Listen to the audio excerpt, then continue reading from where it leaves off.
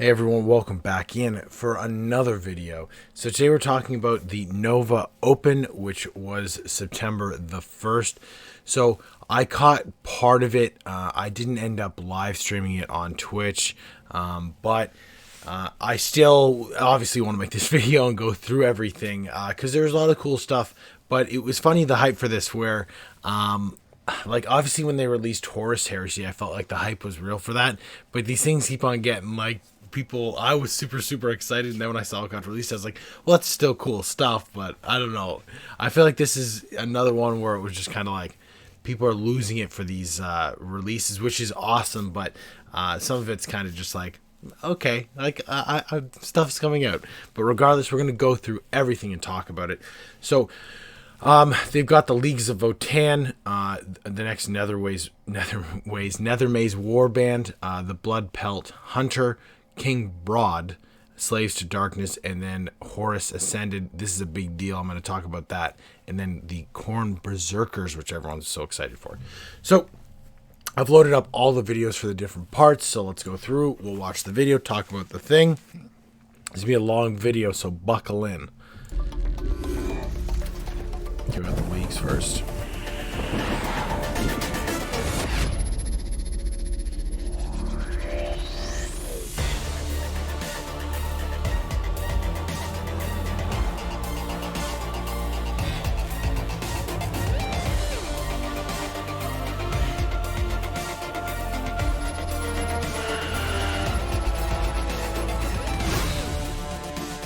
The aesthetic is so cool for them.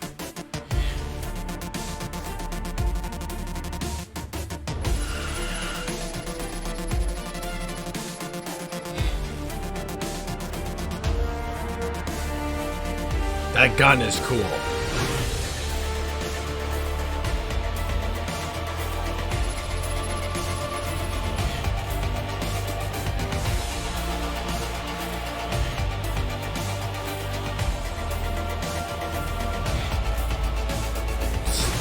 They're great models.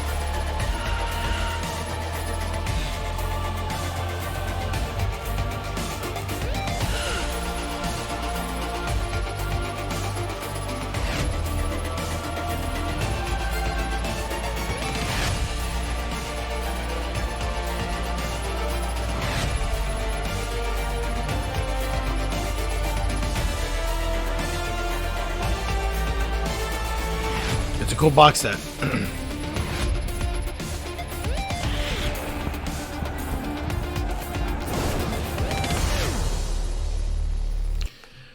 Alright, so obviously there is the new Leagues of Votann box set. This Land Fortress is really cool. A lot of people have been making very funny memes with this thing.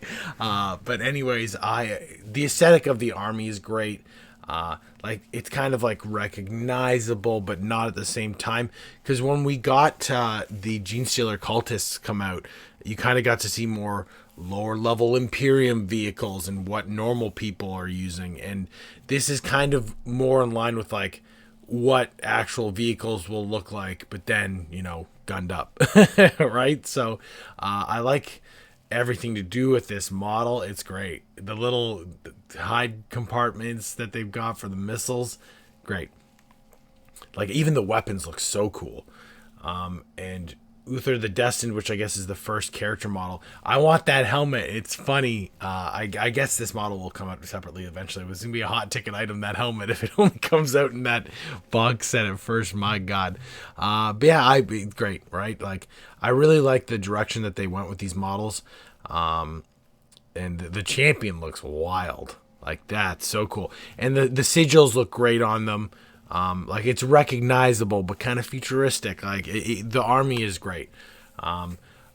It's funny where the regular troops don't really do it for me, but these like kind of up armored models are really fun. I'd say I'd like to paint them, but I can't. I'm not starting another army. I can't. And then the Iron Master as well.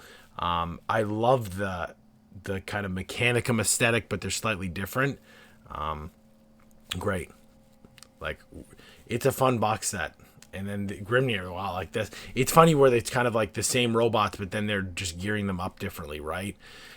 depending on their role. That's super cool. I love those robots with the underslung bolters. Wow. Great. Like, and this is a fantastic model. I would love to paint that. That's so cool. Wow. The Berserk Mole grenade launcher. So this is something that they didn't show. Oh, that's interesting. It's a larger base. It's funny that they got the kin with the axe.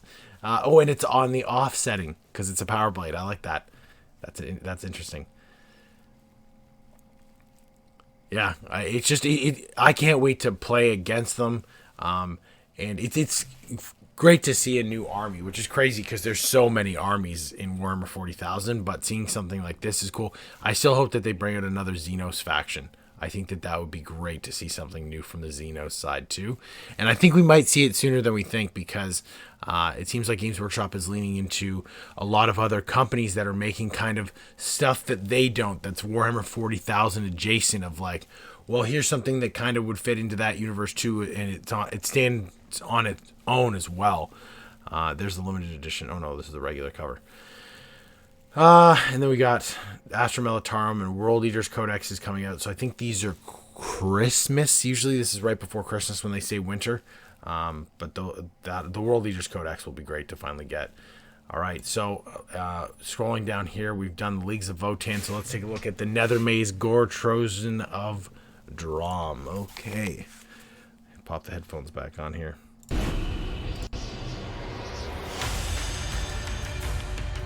Wow. What was that model? This is such a cool warband.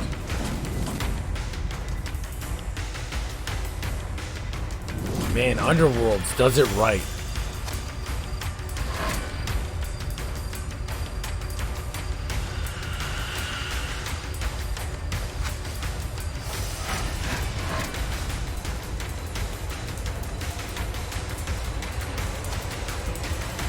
That guy in the back looks nuts. That fish is not looking great. So this is, I guess, this is a 3 champs unit. Because they previewed the other model as well. So Drom is the priest. I love the helmet aesthetic. I feel like with some of the chaos stuff in Warcry, they leaned into Conan a lot, and I think that that's kind of moving into the Khorne as well, which is perfect for Khorne, right? They're kind of switching up the aesthetic a little bit, but I'm for it. I like this model. I like this unit a lot. And usually, again, Warhammer Underworlds is kind of a preview of what's going to come for the army. So it looks like they're going to do some really cool stuff with Khorne and whatever that other unit is that they showed. Oh, here we go. Gore Hulk. Wow. That's so cool. Like, imagine that fully armored. That's crazy. But I'm assuming, again, this is not a thing right now in AOS that we'll be getting a squad of these for the Worshippers of Khorne, which I'm all about that. That is, what a great squad, right? Like, that's awesome. I have nothing bad to say about these models at all. They're, like, the same yet different. They're moving the right direction. Again, within AOS, I keep saying it, go with Mortals. Mortals are the most interesting thing. I appreciate the other armies, but it's just, Mortals, right? Like, look at these Mortals. They're great. Oh, God. That's so cool. Okay, so we'll keep moving along here. So next we've got Blood Pelt Hunter. So let's watch this video. You've been a victim of unjust destruction at the hands of rampaging Saurians. Do you wish you had a pair of big, strong arms to butcher your Skaven problem? For creature problems, great and small, call the Bloodpelt Hunter today. Main course service with no leftovers.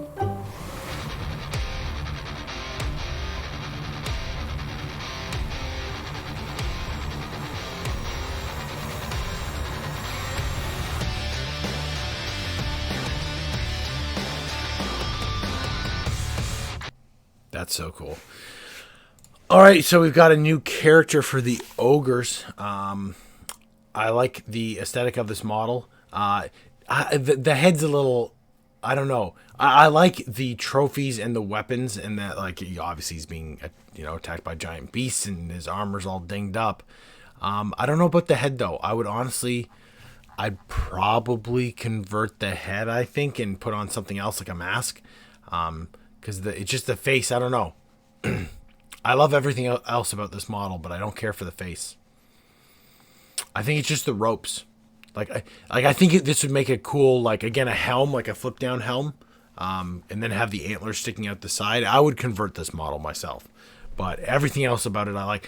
Using the head that's tied at the bottom to keep the arrows in is great, right? That's so cool. But yeah, all the weapons, it's got a little snack in there, looks like a human body, just having bites, and got that giant piece of a polar bear just slowly eating as well. That's so funny. But yeah, I can't remember the last time they've shown a one-off character like this. I'm assuming that this is a preview of more ogre stuff that's coming out. But this is one of those armies that when Games Workshop has brought AOS out, right? That I like the ogre tribes. I wish they kind of changed them more. Where again, it was like the Skaven, where they just were like, they're exactly the same, welcome. And it's kind of like, no, but it's meant to be different, right? Like the Lumineth Realm Lords being the High Elves and switching things up. Because I know even if some people, you may not like the new aesthetic of certain armies, but it's just like a change needed to happen for everyone, I feel. But so we'll see what happens with this new book. Maybe they'll switch things up a bit. That the battle tone roadmap is wild. We've got summer, autumn, winter. So these are coming out now. Okay. Or no, did those come out? I'm confused. 2022 to 23. Okay, yeah. The Slaves to Darkness is going to be huge. Sons of Bahamut, Ogre Maw tribes. Okay. All right. So next we got King Broad. So I saw part of this preview that day. So let's watch this video.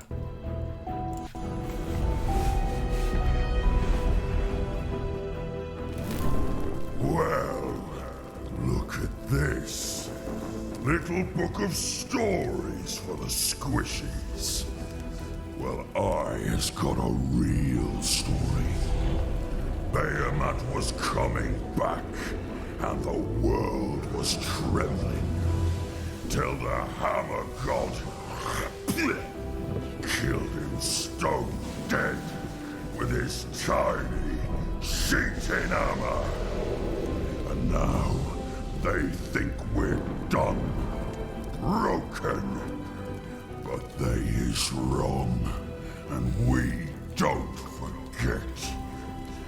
King Broad's got a bone to pick with all the shiny squishies.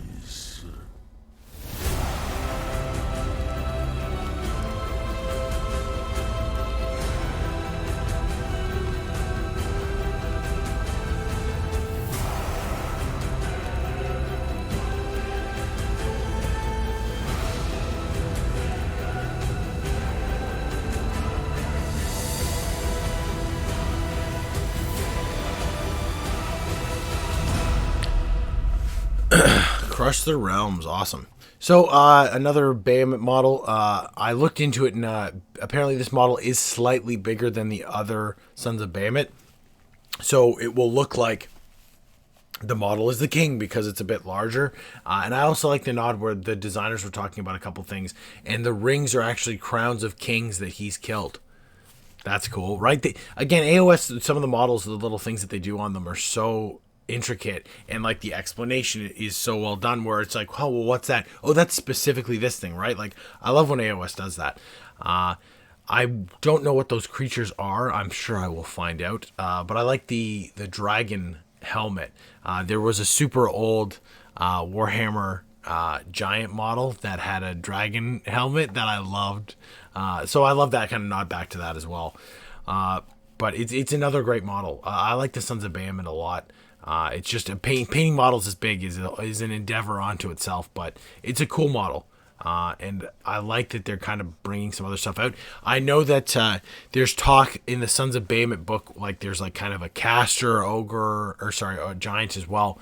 So they can still release, like, I feel like one or two other characters where you've got the king. You could have like a Merlin type character where there's like this mage, and do another kind of named character. So you'd have 3 named characters with the 3 variants, and then you have a bit more variety to it. Yeah, it's a great model. I actually really like everything about it. It looks dangerous. It looks like it is going to smash. So next up, we've got the Slaves to Darkness box. So let's take a look.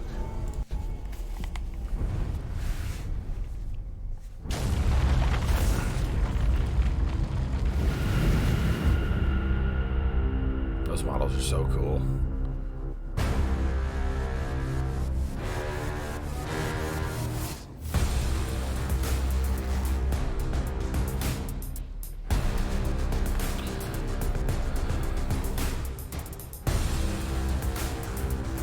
Oh, that Demon Prince, though.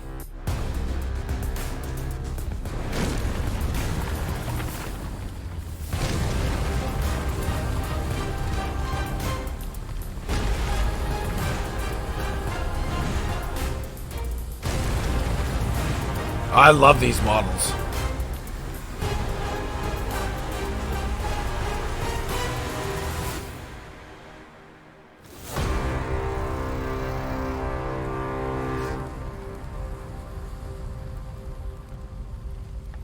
Wow, that's gonna be a cool box. So, I'm guessing this is the Christmas box for Slaves to Darkness, and it comes with the new Demon Prince, the new Chosen, and the new Minotaurs. I want that Demon Prince.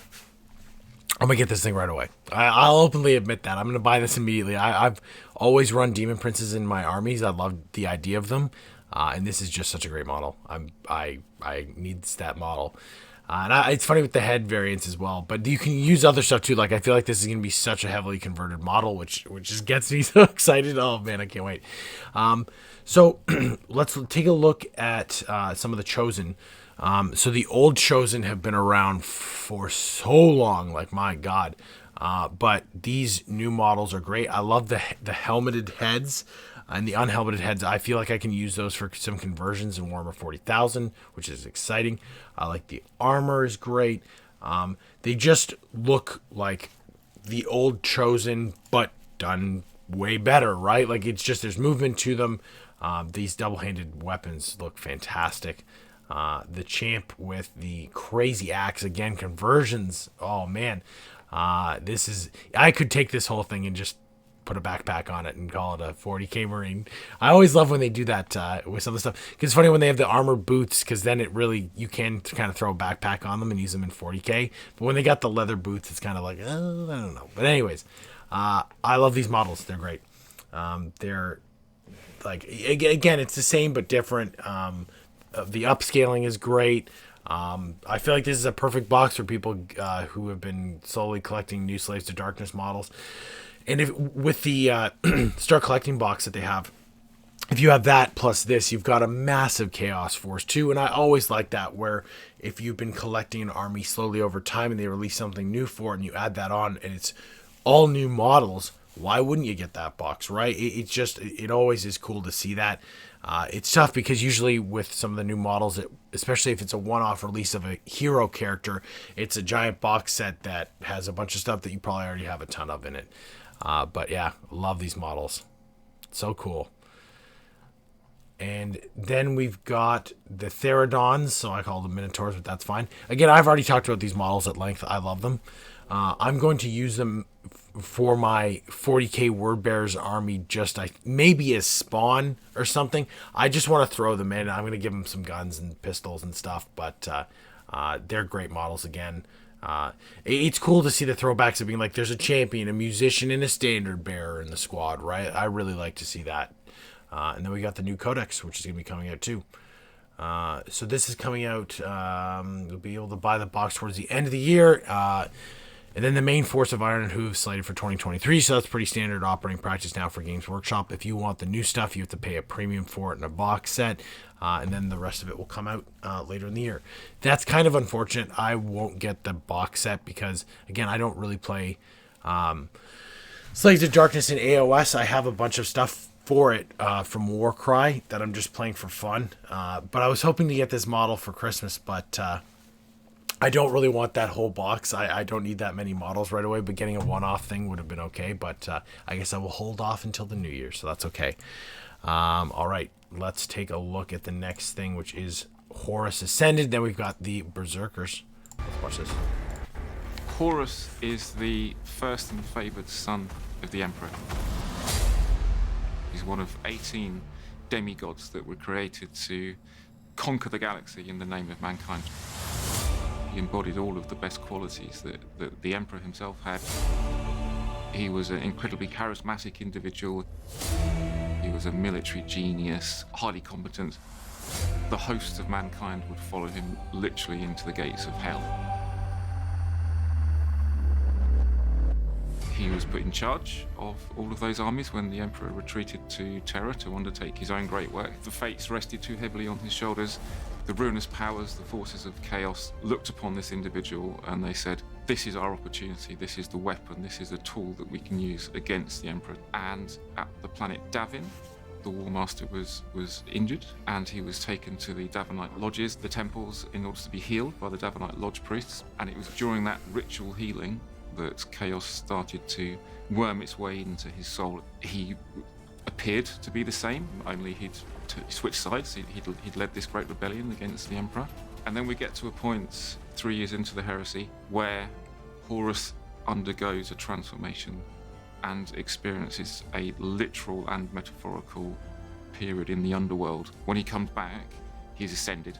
He's essentially the same model, the same design, the same character, but every single point of him has been rendered in a way that makes it look like he is swollen with the powers of chaos. It's bigger, it's darker, it's more powerful, it's more evil. There's a narrative, there's a story that is moving onwards towards its final destination, which happens at the Siege of Terra. Horus Ascended is the ultimate power-up for your army. He takes everything that's great about your army and magnifies it. It makes it more spectacular in battle, it makes it braver, it makes it more, frankly, demonic. It powers up everything about your army and it forms the ultimate centerpiece. Horus isn't the only Primarch to have ascended, and there's definitely scope for other Primarchs to go through a similar process, and maybe there's more models in the future that will do the same thing. So, again, this is a super cool model, and I want to start off by saying that. So I'm going to be making a supplementary video about exactly what that guy just said, okay? Because, I'll focus mostly on the model here, but when he says, like, this model versus the old one will make your army play better on the table, no, that's not cool, because it's funny with Horus Heresy where people were saying, you know, that even though they're redoing the game and releasing like forged stuff in plastic, eventually it's kind of thing where Horus Heresy will kind of lose steam, right? Like eventually they'll release almost everything from forged in plastic. They'll do conversion kits and stuff, but you know, they're going to run out of stuff, and they're not going to, because what I've been saying this whole time, that with Horus Heresy, the timeline, like they're now at the Siege of Terra. All of the Primarchs, all of the legions look very different from they did at the start of the Horus Heresy. And that's where some of the arguments online take place, where people are like, no, the Horus Heresy is strictly this time period. And it's like, no, it spans across. Like the next thing is going to be the Scouring, right? Where the traitor legions are chased into the Eye of Terror.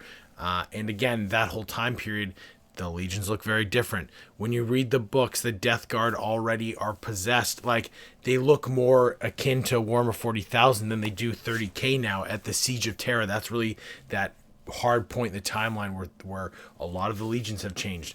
They can bring out now Angron Ascended. They could do another model for Angron where he's not fully demonic yet, where he's kind of halfway, right? Because he was transformed recently, so he's still kind of got some humanity to him, I guess, right?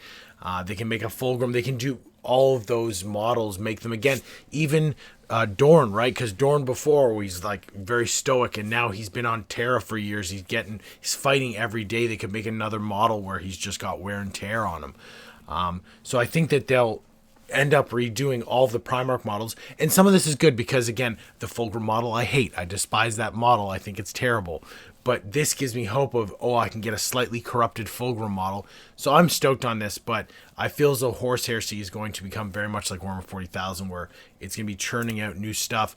And for some of it, I'm excited because I don't really care for that original aesthetic of the Horus Heresy that Forge World did, which is why I never got into the game. But again, for the classic Forge World Horus Heresy players, they're not going to like this. But regardless, let's talk about the model. So here they've got the old one beside it. Again, very stoic. He's in like leading the charge. I've seen a lot of variants of people painting this kind of post-Heresy when he was the Luna Wolves. Then after the Heresy, making him look very dark. But this new model is cool because, again, you can really paint that old one as, I feel like, a Luna Wolf, right? He does have the Luna Wolf symbol on his right knee guard. And you can see the variations in the armor where it calls back to it, but is still different. I might get this model. It's so cool. I would love to paint this thing because I know a lot of people have those collections of those original Forge World models for the Primarchs, and some of them I love, but some of them I truly do not care for. But with these, if they're all in this style and this aesthetic, again, this is much more Warhammer 40,000, which I prefer. I could definitely see myself picking these up because they're just really cool. It comes on the display base. I hope that they sell that base with the model because I know that sometimes they're separate and that ends up being a lot. But this is also painted to perfection. Love it. Absolutely love this model. And again, stay tuned. I'm going to make that other video where I'll do kind of a deep dive of what I think this means for Horus Heresy. But we've got one last thing to watch, and I'm excited. It's the Khorne Berserkers. Let's go. The revving?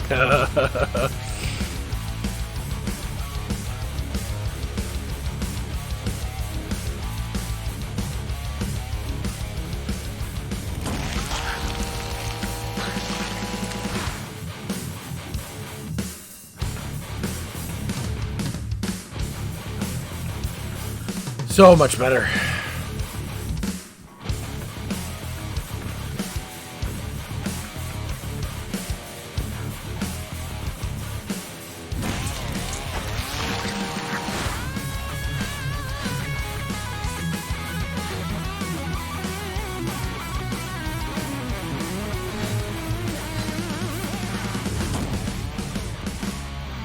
All right. So we've got Death of Glory. So let's take a look at these. So it's funny because from this video, there's not multiple Khorne Berserker squads. There was, I guess, some people saying that there was going to be multiple different squads, that there was kind of Berserkers that were like unaligned, that were just Iron Warriors, Night Lords, what have you, that have begun worshiping Khorne. But this looks like there's just, these are World Eater Khorne Berserkers. You can paint them as not this, but this is it. In terms of the squad, these two models, fantastic. Again, the World Eaters famously don't wear parts of their armor. This model is very reminiscent of Karn the Betrayer because he's got the plasma pistol with no armor on that arm. But again, the studs, everything, like this model is great. This model over here, the running is really well done. I like the variation on the shoulder pads, right? That's everything I'm talking about with Chaos when I convert my models, is you switching up the marks of armor, putting different stuff on them. Here you've got, I think it's a Mark 5 helmet. I think that's Mark 5. I could be wrong, but again, you're seeing the variations where over time they're repairing their armor. The Chaos Space Marines don't have access to the same things as regular Marines, so they're piecemealing their armor together.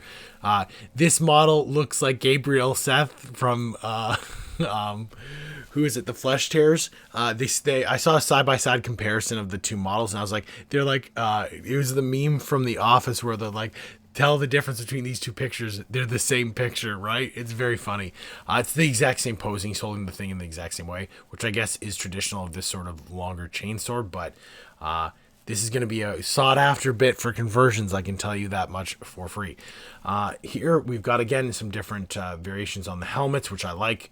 I like the different shoulder pads, the positioning. I like the color aesthetics they used for these models. They're great. These are all great.